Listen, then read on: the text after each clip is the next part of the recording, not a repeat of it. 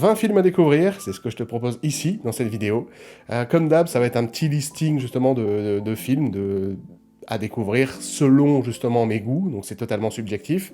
Comme d'habitude aussi, je vais te mettre un chapitrage de chaque film avec la date de sortie, donc n'hésite pas à aller jeter un œil. Et puis, bah, on commence avec le premier. On démarre donc à toute vitesse avec Gran Turismo de Neil Blomkamp, qui est donc l'adaptation du célèbre jeu vidéo de simulation de course Gran Turismo, qui revient ici, c'est un peu une sorte de biopic. Tu suis un joueur très expérimenté du jeu vidéo qui a participé justement à un concours qui était organisé au Japon par l'écurie Nissan, qui récompensait en fait le meilleur joueur de ce tournoi en lui permettant de devenir un véritable pilote de course. Et donc tu suis un petit peu justement l'histoire de ce jeune professionnel du jeu vidéo devenir un véritable pilote de course. Donc le film est plutôt bien réalisé par Neil Blomkamp, l'histoire était assez sympa, donc je te le recommande. Ensuite, on a une autre adaptation de jeu vidéo, Prince of Persia, les Sables du Temps, donc avec Jake Gyllenhaal dans le rôle du prince d'Astan.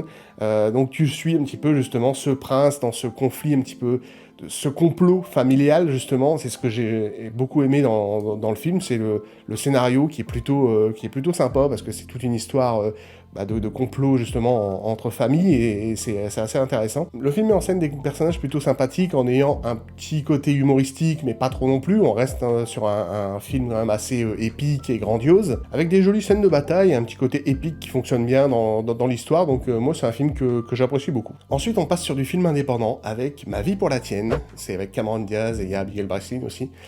C'est un petit film familial dramatique sur une jeune fille, en fait, une des filles de la famille, qui a un cancer, en fait, et voilà, qui est condamnée. Et en parallèle de ça, le personnage joué par Abigail Breslin demande son émancipation, prend un avocat, en fait, qui est joué donc par Alec Baldwin, et demande son émancipation de la famille, ce qui va créer donc pas mal de tensions supplémentaires, justement, en plus de l'aspect très dramatique, justement, du cancer. Donc c'est clairement un bon petit drame familial, un tire-larme aussi si tu veux, très touchant, donc le film est très sympa, donc je te le conseille. Ensuite on part sur un autre film dramatique, mais un peu plus léger cette fois-ci, c'est Wonder, qui est avec Clive Owen et Julia Roberts notamment, qui jouent un petit peu les parents en fait ici, et tu suis en fait un jeune garçon qui a une malformation en fait au physique, et depuis qu'il est tout gosse en fait il fait l'école à la maison, seulement cette fois-ci il va entrer dans le milieu scolaire, et donc tu vas le suivre un petit peu,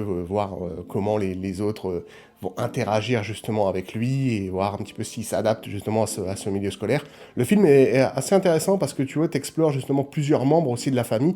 Il y a tout un chapitrage qui est fait sur notamment la sœur aussi, la meilleure amie de la sœur, ce genre de choses, tu vois. T'explores un petit peu l'histoire de plusieurs personnages et c'est assez intéressant, je trouve. C'est presque un film choral, tu vois, t'as pas vraiment de personnage principal, tu vas suivre justement plusieurs intrigues différentes au sein de cette famille en fait. C'est un film que j'ai vu plusieurs fois, perso, je m'en lasse pas du tout. Il y a un spin-off qui est sorti aux États-Unis, qui est pas encore sorti en France, mais visiblement ils ont fait un spin-off sur ce film-là qui s'appelle White Bird. Bon, je l'ai pas encore vu, donc peut-être qu'il sera dans un prochain à découvrir, on ne sait jamais. Mais sinon, Wonder est très cool, donc je te le conseille ici. Ensuite, on passe sur du film d'horreur français, un film qui a fait pas mal de bruit, c'est Vermine de Sébastien Vanitschek, qui est donc ce principe d'avoir en fait des araignées tueuses dans une cité, et le film est hyper bien réalisé, je trouve, au niveau des décors et tout, ils ont vraiment été filmés dans une véritable cité d'ailleurs, en plus en France. Il y a vraiment un travail sur les plans et sur le cadre et tout dans le film, et également sur la terreur un petit peu de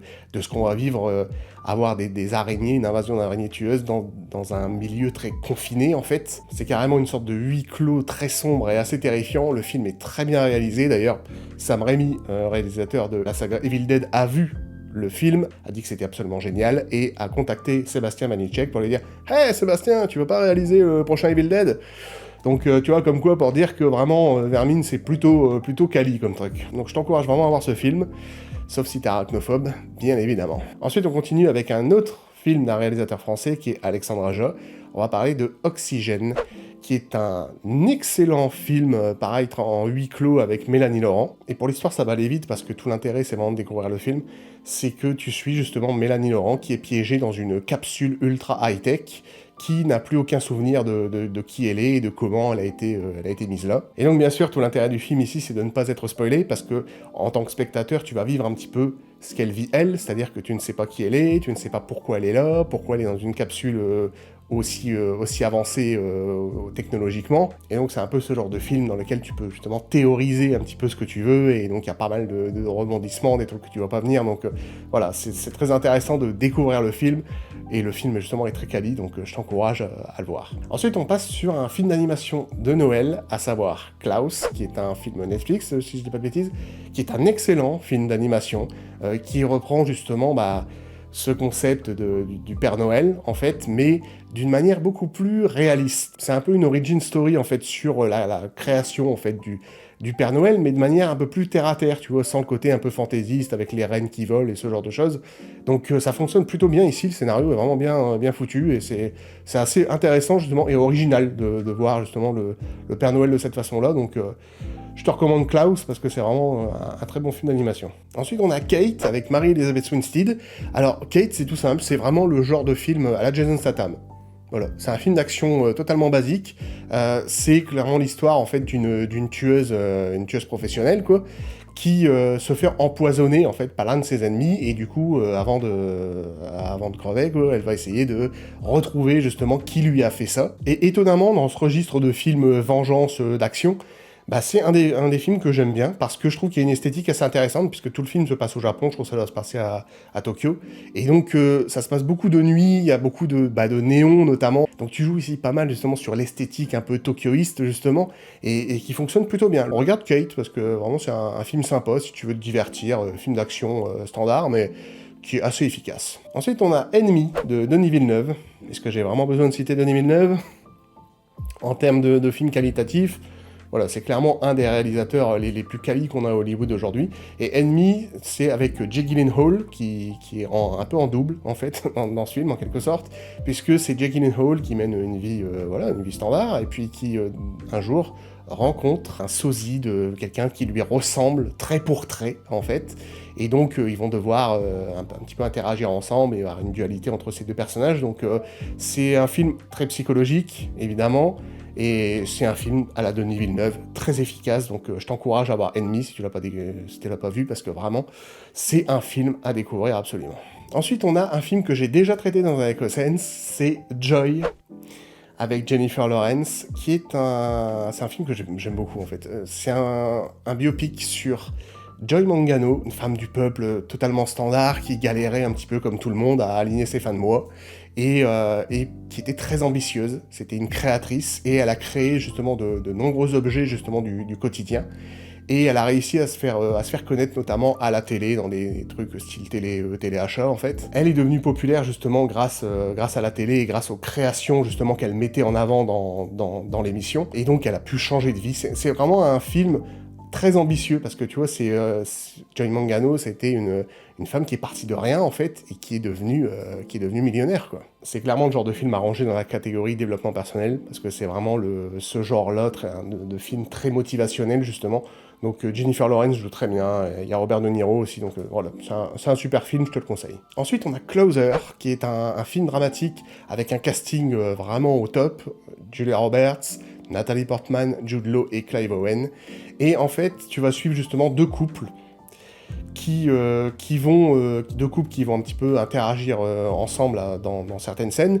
Et en fait, tu les suis, en fait, c'est des couples qui vont se former et se détruire. Et c'est vraiment un film de prestation d'acteurs à 2000%, parce que tu vas les voir se disputer, se rabibocher, se disputer, se rabibocher, enfin, vraiment, tu vois, ça joue vraiment sur l'acting à mort, en fait, parce qu'il y a vraiment des dialogues très émotionnels, en fait, qui sont assez intéressants, assez bluffants à écouter, donc voilà, je t'encourage à voir Closer, c'est un super bon film. Ensuite, on a The Way Back, avec Ben Affleck, notamment, qui est un petit film dramatique indépendant. Tu suis justement Ben Affleck, qui est un dépressif et alcoolique, qui en fait va reprendre un poste de coach de basket, et tu le suis avec les jeunes qu'il va coacher, ainsi que dans sa vie de solitaire très dramatique, parce qu'il a, voilà, il a subi un drame en fait, et du coup il est devenu alcoolique, il a sombré dans l'alcoolisme à cause de ça. C'est un film assez touchant, surtout que c'était bien vu de caster Ben Affleck dans ce rôle-là, parce que Ben Affleck, dans la vraie vie, il a de gros problèmes avec l'alcool. Donc je trouve que c'était intéressant, du coup, de caster Ben Affleck pour ce rôle-là. Je pense qu'il a peut-être dû accepter, parce que bah, ça doit vraiment lui faire penser justement à sa vie. Voilà, qui est pas, c'est pas toujours facile, donc c'est un truc assez dramatique, donc je t'encourage à le voir, parce que c'est un film assez touchant. Ensuite, on a Nerve, qui est pas un grand film, mais que moi, personnellement, j'ai trouvé sympa. C'est avec Emma Roberts, et en fait, tu suis justement cette jeune fille qui va participer à un jeu à la con, un jeu ultra dangereux, dans lequel t'as des viewers, en fait, qui vont regarder et organiser justement des défis, mais des fois des défis tellement débiles qu'ils en deviennent ultra dangereux, et donc le joueur va devoir réaliser ces défis complètement what the fuck s'il veut remporter la partie et gagner de l'argent en fait, voilà. C'est clairement une sorte de... un peu dans le style Squid Game quoi, mais un peu rural, donc voilà. Moi je trouve que c'est un film qui était plutôt sympathique. C'est pas un grand film, mais voilà, ça reste cool à regarder. Jerry and Marge Go Large, qui est un film Paramount+, si je dis pas de bêtises, qui revient, en fait, c'est un biopic avec Bryan Cranston notamment, dans lequel le personnage de Bryan Cranston participe en fait à une loterie, enfin tu sais, un jeu à tirage quoi en fait, et se rend compte qu'il y a une faille dans le système. Il découvre donc cette faille et gagne beaucoup d'argent avec. Et il va faire justement participer sa femme, ainsi que toute sa communauté, en fait, toute sa ville, une petite ville aux États-Unis. Il va faire participer un petit peu voilà, tout son voisinage, et tous ces gens-là vont pouvoir justement gagner beaucoup d'argent et améliorer justement leur quotidien, améliorer leurs entreprises, leurs petites boutiques, ce genre de choses. Et c'est donc un couple de retraités qui ont fait un petit peu cette expérience de vie et qui sont reconnus comme étant des personnes extrêmement généreuses, qui ont fait participer justement toute leur ville, donc c'est un petit film très sympathique, très feel good, et franchement je te le conseille. Ensuite on passe sur un des meilleurs films avec Adam Sandler notamment, Uncut Games, des frères Safdie, qui est un film où tu vas suivre justement Adam Sandler, qui est un parieur compulsif de ouf. Le mec peut pas s'empêcher de prendre des paris sportifs absolument dingues, et tu le vois justement un petit peu évoluer là-dedans, voir un petit peu la personnalité qu'il a, tu vois que c'est un mec quand même qui a de la tchatch, tu vois, c'est ce genre de personnage-là. Et c'est un film qui est très bien mis en scène, parce que le film va vraiment à 100 à l'heure. Il s'arrête jamais, tu suis vraiment Adam Sandler en fait dans ses rues, et tu le vois un petit peu... comment il se comporte justement avec les gens et toute la tchatch un petit peu qu'il a, donc c'est assez sympa à voir.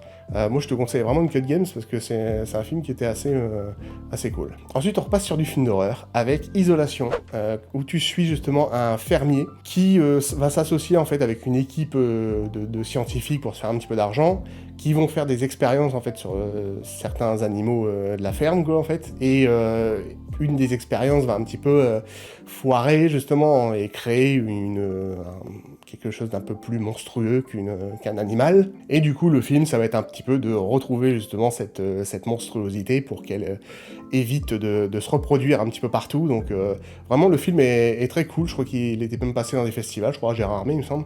Mais c'est un super bon film d'horreur, donc je te le recommande. Ensuite, on repart sur du film d'animation français, je crois qu'il a dû passer au Festival d'Annecy, c'est Avril et le monde truqué, qui est un excellent film d'animation, vraiment, que je trouve très cool, avec une histoire assez originale. Alors tu suis ici Avril, qui est doublé par Marion Cotillard notamment, qui est en fait une fille en fait d'un couple de scientifiques qui ont créé un sérum assez particulier, et ses parents scientifiques ont disparu depuis plusieurs années. Elle va devoir essayer de les retrouver, de résoudre un petit peu le mystère qui entoure justement ses parents et tout le côté scientifique qui va avec. Et là où le film tire vraiment son originalité, c'est en fait l'univers dans lequel on évolue, parce qu'en fait on t'explique dès l'intro du film que des personnages comme les frères Lumière, Albert Einstein, Thomas Edison ont tous été kidnappés, et que donc ces gens n'ont pas pu inventer en fait toutes les inventions qui qu'ils ont créé en fait, et ce qui fait donc qu'il y a eu un arrêt en fait sur le développement de la technologie, et donc tu te retrouves dans un 20e siècle qui ressemble clairement au 19e, parce que tu es encore en train de t'alimenter justement en énergie avec du charbon, du bois, ce genre de choses. Il y a encore énormément de machines à vapeur, parce que notamment l'électricité n'a jamais été inventée, donc c'est un peu, tu vois, un univers assez uchronique, qui est vraiment bien fichu, tu vois, donc tu te retrouves vraiment dans un Paris avec 2 tours Eiffel notamment, donc il y a vraiment un côté au niveau des décors et au niveau de l'univers qui est assez intéressant, donc avec une histoire qui est très cool, donc je te recommande Avril et le monde truqué, parce que ça vaut le coup. Ensuite, on revient sur du drame indépendant, avec Suncoast, qui est un original Disney+, il me semble. C'est avec Nico Parker, la fille de Tandy Newton, qu'on a pu voir dans le rôle de Sarah dans la série The Last of Us. C'est un film dans lequel tu suis le personnage joué par Nico Parker, qui joue donc une adolescente ici, qui habite avec sa mère, qui est jouée par Laura Linney, et avec son frère, en fait. Et le truc, c'est que son frère est mourant. Et en fait, tu vas justement devoir la voir un petit peu évoluer dans ce contexte familial assez dramatique. C'est un film qui aborde les thématiques du deuil et de l'adolescence, de voir justement cette jeune adolescente qui doit faire face à l'inévitable, à un drame familial inévitable, mais en même temps elle veut pas se gâcher un petit peu sa vie, et veut pas gâcher justement son adolescence vis-à-vis de son frère, donc c'est un film qui traite un petit peu bien ces thématiques-là, donc je te le conseille, c'est un bon petit drame indépendant. Ensuite, on passe sur un de mes films d'espionnage préférés, à savoir Zero Dark Thirty de Catherine Bigelow, avec Jessica Chastain, la magnifique Jessica Chastain qui est incroyable dans ce genre de rôle. Et c'est un biopic en fait qui revient sur l'histoire, sur la traque par les agents de la CIA, la traque de Oussama Ben Laden, et du coup c'est absolument génial parce que tu suis justement donc Jessica Chastain et d'autres personnages qui sont donc des agents de la CIA. Tu vas les suivre justement, voir dans leur enquête comment ils vont essayer justement de retrouver Ben Laden. Et le film est très terre à terre, justement, il y a un côté vraiment assez réaliste. D'ailleurs, les 20 dernières minutes sont assez folles, puisque le film explore la traque de Ben Laden depuis le début de l'enquête jusqu'à ce que les Américains le retrouvent, quoi, en fait, et le but. Donc c'est vraiment un peu la force du film, c'est vraiment le réalisme, en fait, dans l'image et dans le quotidien, justement, des agents de la CIA, donc... Vraiment, je t'encourage à voir Zero Dark Thirty, je crois il a dû être nommé, je crois, dans plusieurs catégories aux Oscars, il me semble qu'il a remporté des Oscars, ça a vérifié, mais en tout cas, voilà, c'est un excellent film, un excellent biopic, moi je te le recommande. Et ensuite, pour terminer, on a un de mes petits coups de cœur de film d'action des années 90, Speed.